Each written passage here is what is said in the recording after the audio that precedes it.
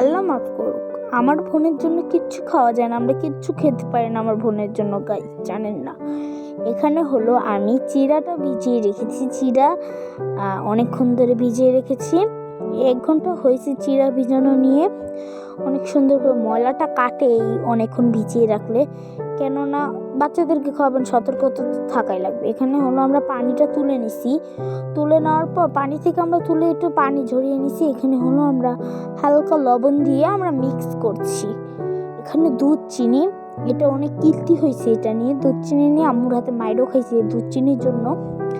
ফার্স্টে এখন হলো আমরা মতে নিব, মানে একটু ভাত যেভাবে আমরা কষলাই কোনো জিনিস বানাতে গেলে ডাল দিয়ে খাওয়ার জন্য, ওরকম কষলানো হইলে আমার একটু খাবার পড়েও গেছে, কেউ এটা খারাপ মিন্ট করবেন না।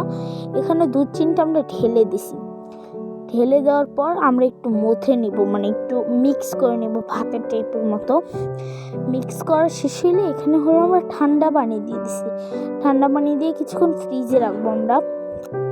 এটা যে কোনো ঠান্ডা পানি, এটার সাথে কোনো ঠান্ডা পানির সাথে কিচ্ছু নেই। এখানে হলো সুন্দর করে দেখাচ্ছি বিখ্যাত চামচ দিয়ে, কি করার। আমার বোনেরা এটা অনেক মজা করে খেয়েছে গাইস, আমরা রাজাদের মতো সার্ভ করছি সুন্দর করে। এখানে হলো আমার বোনেরা তাকিয়ে রয়েছে, কি রে কি বানিয়েছিস? আমি বলি খেয়ে দেখ, অনেক মজা, প্রাণ ঠান্ডা করে সবাই তামা তামা করে খেয়েছি।